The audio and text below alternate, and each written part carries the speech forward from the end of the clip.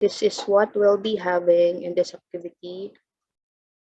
Tabi ko na siya. So, determining the DR and the BDR. So, again, this is still connected to our previous lab exercise on OSPF-V2. So, before we begin, don't forget to customize the user profile with your name. Okay, wag kalimutan po ito ha. And then your email address. Okay.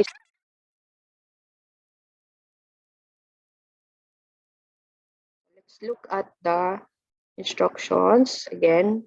So we have to determine the DR and the BDR, and we are given the addressing table of the 3 routers, okay, of their interfaces. So each of the routers were configured with an IP address and their subnet mask on each of their interfaces, yung G0/0 nila.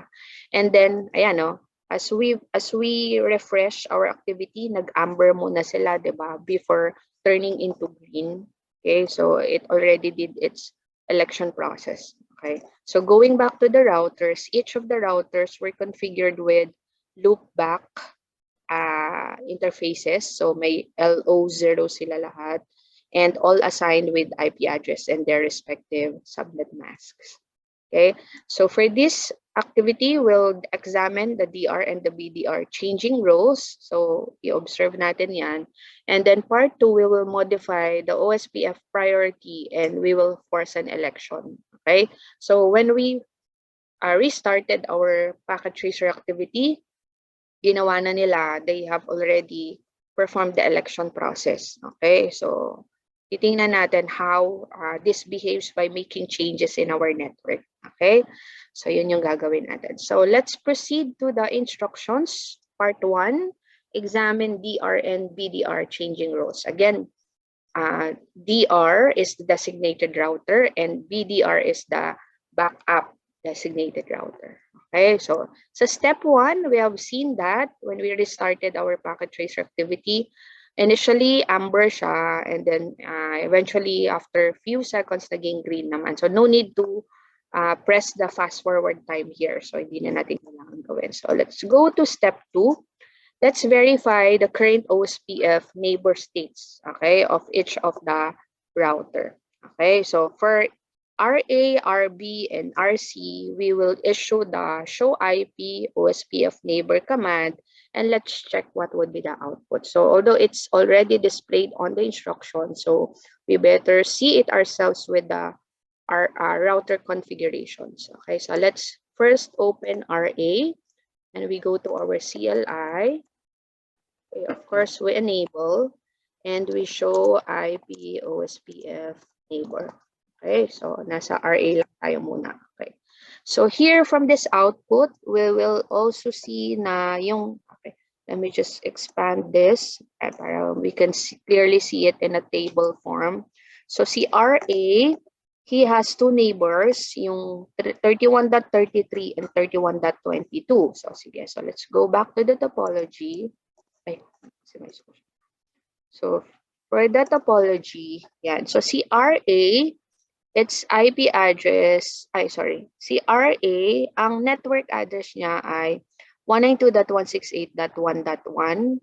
Okay, and then the loopback IP address is 31.11.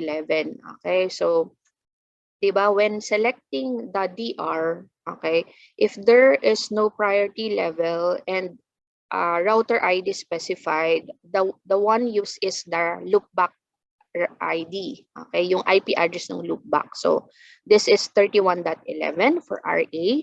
For RB, it's loopback 192.168.31.22 and RC is 31.33. So .11, .22, saka .33. So magkakasunod naman. So RA is .11, RB is .22, and RC is .33. Okay, so let's go back to the IP OSPF neighbor output of RA. So ang kapitbahay ni RA, siya si 11, diba?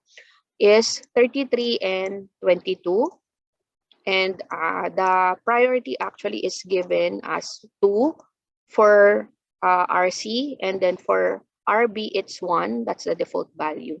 So we will see the states. Okay, So currently si .33 yung DR at si .22 yung BDR. Okay? It's because .33 has the highest IP address, di ba? So siya yung na-elect na DR and then .22 was elected as the BDR. Okay? So we can see the address saka yung gigabit Ethernet interfaces nila. So let's issue the same command for RB this time. So sa RB naman, so let's enable show IPOSPF neighbor. So ang kapitbahay naman ni RB are RA and RC. So nakita dyan si 33, si RC, si .11 is RA. So state nila, RC is the DR and RA is a drudder, di ba? If it's neither a DR or a BDR, it's a drudder. Okay, so siya yun. Let's go to RC. Okay, and check din natin yung kanyang neighbors. Okay, show IP, OSPF, neighbor. Alright, okay, so this is the output naman po for the show IP, OSPF, neighbor for RC. So ang kapitbahay niya is RA and RB, and RB is BDR, and RC is a drudder. Okay, so syempre, nagmamatch naman po yung output of all the three routers. Okay, so check natin from step 2. Okay, question is, which router is the DR? Sino siya? So we answer it with router C. Which router is BDR? It's router B. And what is the OSPF state of router RA? Okay, so we can look at either RB or RC para makita. Yung RA natin is a drudder, diba? So yun yung sagot natin dyan. Okay, so please answer it on the Word document.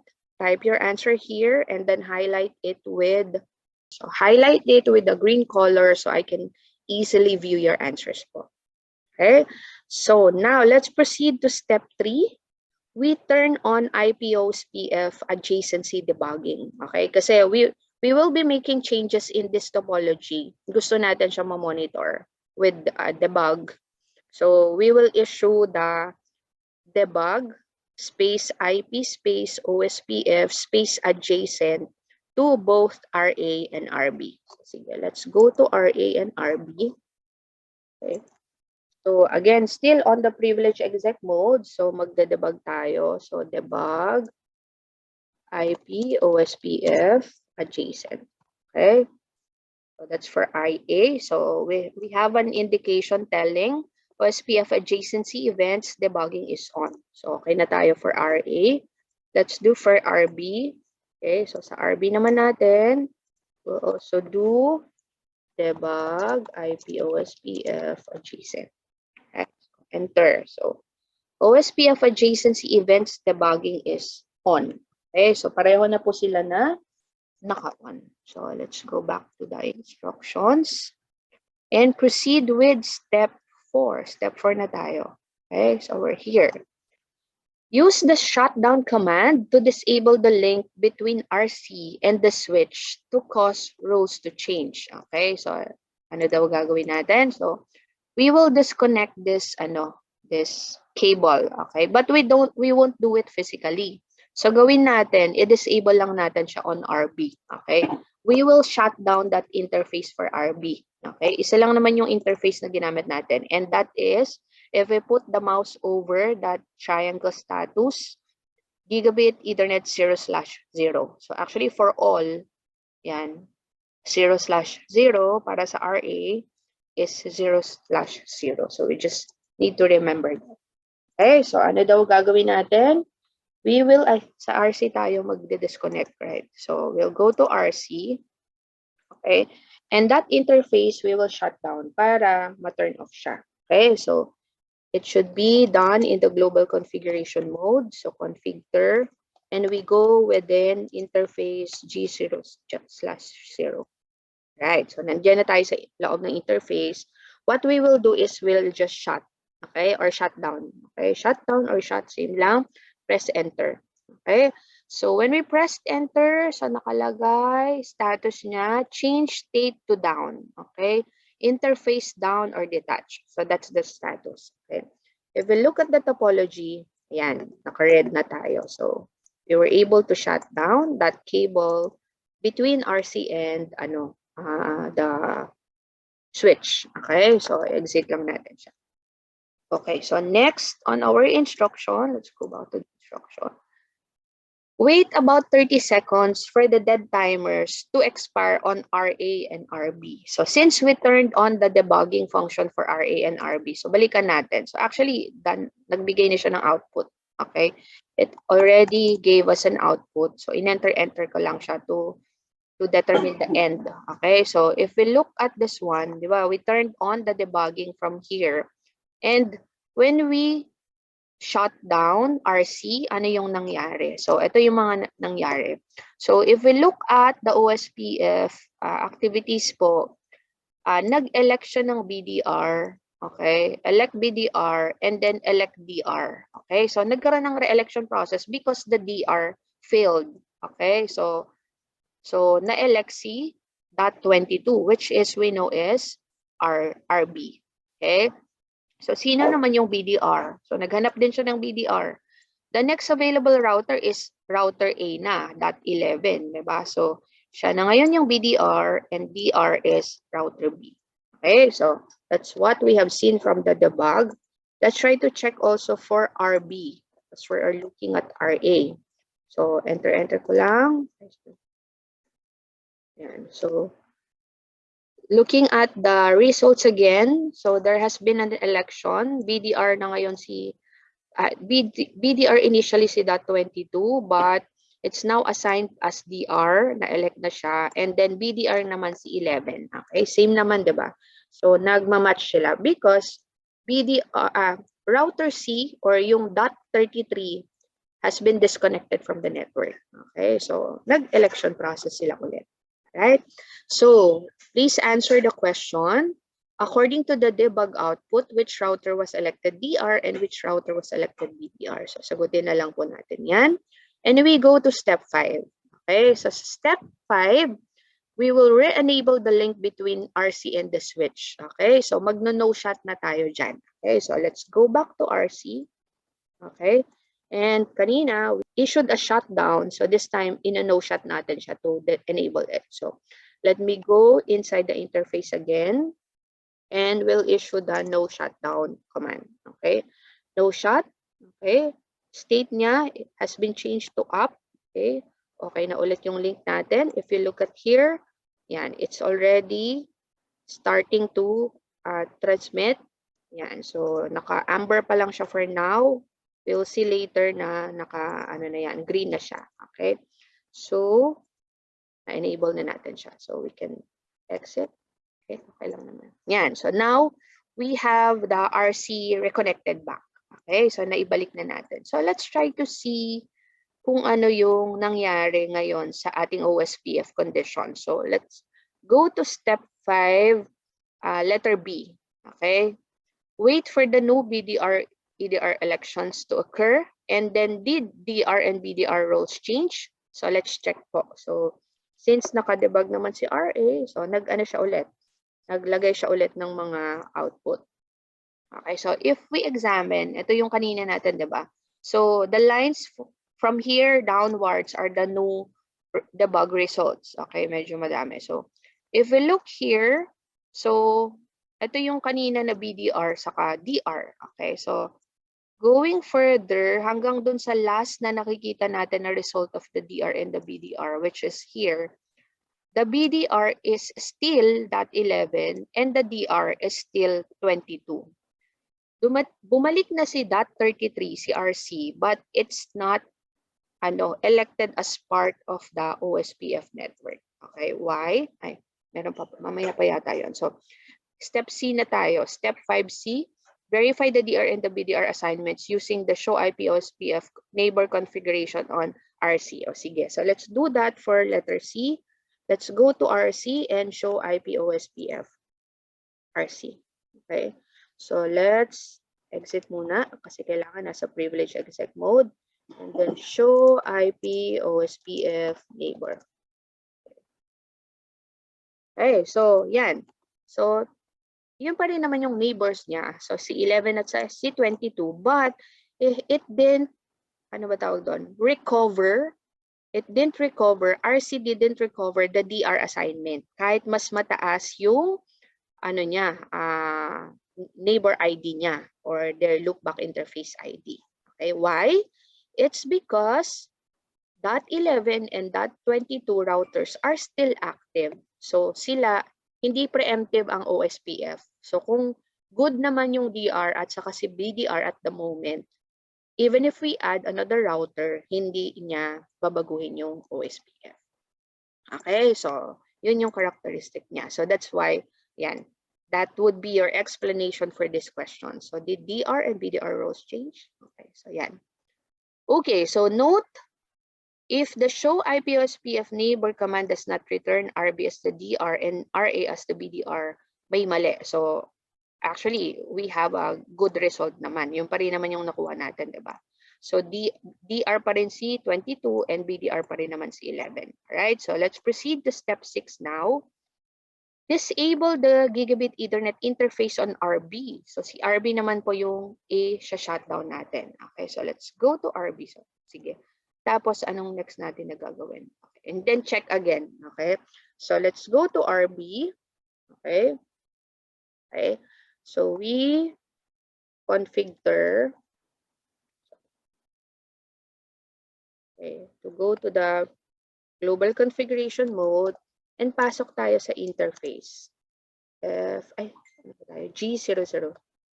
G0/. Okay, so inside the interface, we will shut down. Okay, shut, enter, and then exit. Okay, naging ano yung result natin dyan?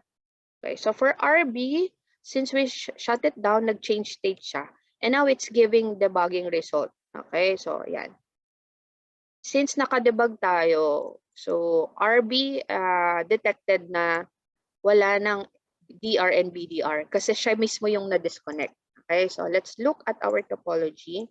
Yan, si RB has been disconnected. Okay, and what we will do next is wait for 30 seconds for the hold timers to expire on RA and RC. Okay, so and then let's look at the output of RA, yung debugging output niya. Okay, so let's go to RA. Okay, and then what happened? Okay, so this is the result of the debug for RA. Nasa RA tayo, diba? So, ano nangyari? So, the involvement of routers only is between RA and RC. Okay, so silang dalawa lang. But what has been elected as the DR? So, sino si DR? Si 11, it's because RA is before, yung sa current before we disconnected RB, it is the BDR, right? Since nag-fail si RB, nag-take over agad si RA. Okay, so now it's assigned as the DR. And then, since dalawa na lang naman sila sa network, R3 is, RC is the second router, regardless of its loop ID, okay, mas mataas siya, but it was elected as the BDR. Baga, no choice naman, sila lang dalawa. So, retained or promoted si RA from BDR to DR, okay, and then si RC naman naging BDR na siya. Okay, so that would answer our question here. According to the debug output, which router was elected DR and which router was elected BDR.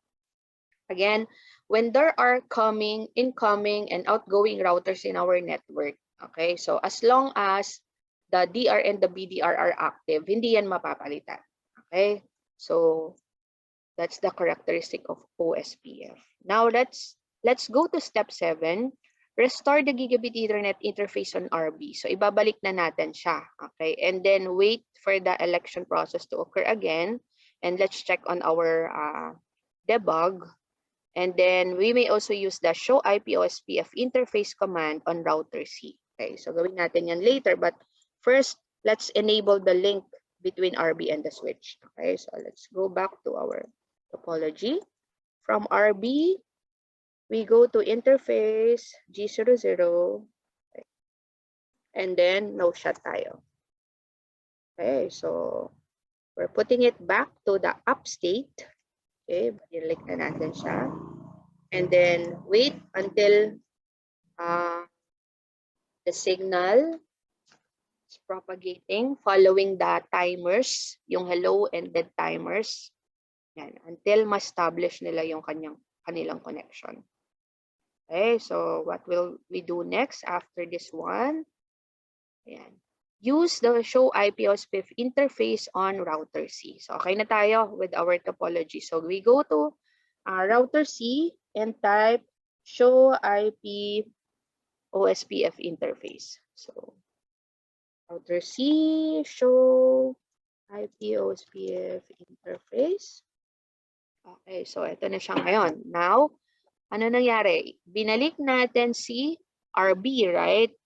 So, ang result natin on our show IP OSPF interface, we now detected two neighbors. Okay, so si RA.11 is still the designated router. And yung bagong dating or bagong balik na si RB is now a drudder kasi hindi siya assigned as DR or BDR. Okay, but RC is still retained as the BDR. Okay, so yun yung state niya, nasa BDR pa rin siya, si RC. Okay, so now continuing with step 8. Okay, so please answer that. Ano status ni RC? Same pa rin, diba? Turn off debugging. So we'll turn off debugging for both RA and RB now because we'll proceed with part 2. So off na lang muna natin yung debugging. Okay, by using the command undebug all. So for both RA, undebug all.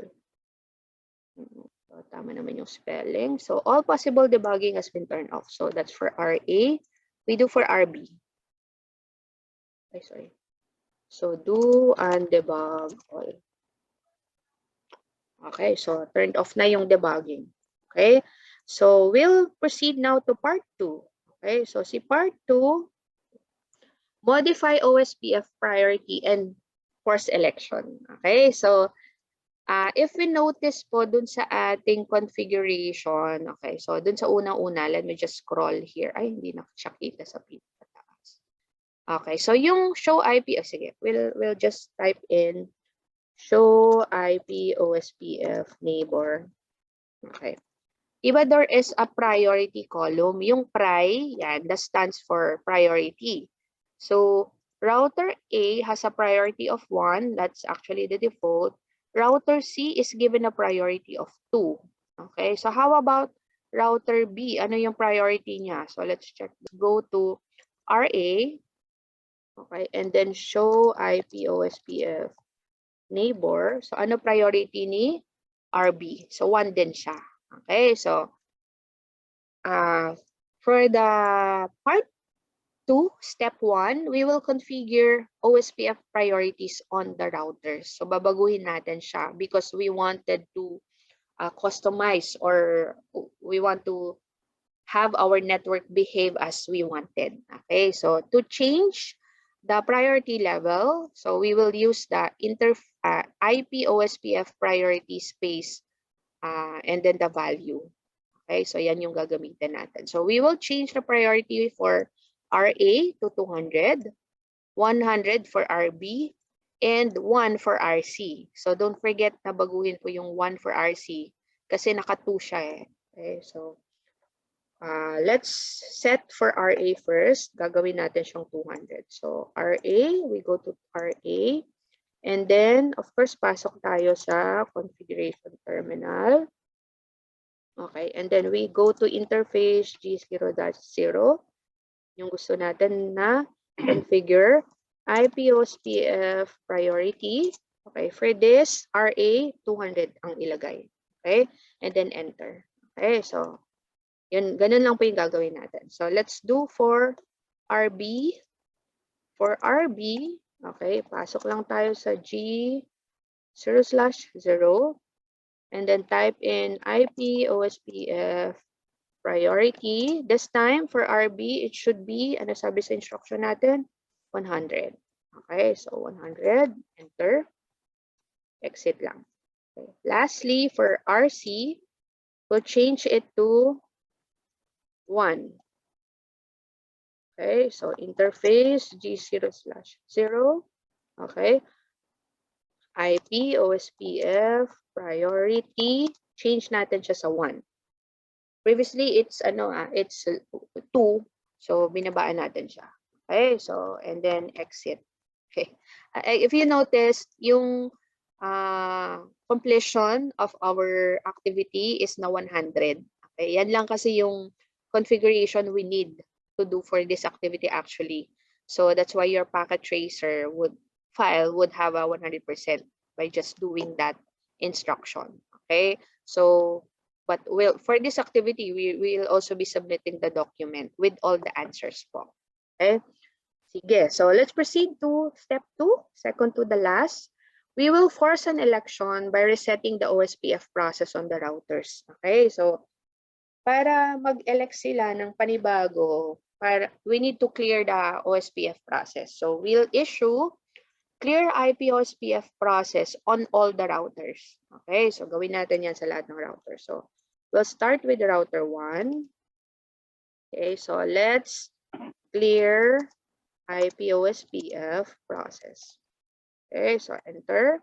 So tatanungin ka niya, reset all OSPF processes. So we just answer it with a yes. Kahit Y lang, pwede na. Okay, so yan. Okay, so on our output, nakalagay dyan, from full to down, neighbor down, adjacency forced to reset. Okay, so na-reset siya. Okay, so we'll do also for RB. Okay, so gawin natin siya sa RB. Okay, so we have to be in the privilege and set mode, and we will clear IP OSPF process. Okay, so reset siya, yes. Okay, and last one, let's do that for RC. Okay, okay. Clear IP OSPF process. Okay, so press enter. We say yes, okay, or Y. Yan. So, na-clear na natin siya. Okay? So, now, let's go to the last step. Okay? Verify DR and BDR elections were successful. So, clear natin, and when they're done with that process, so lahat sila mag-uusap-usap ulit, exchange hello messages, and then fill in their databases, diba, with the information from the neighbors, and then mag-elect na sila. Okay?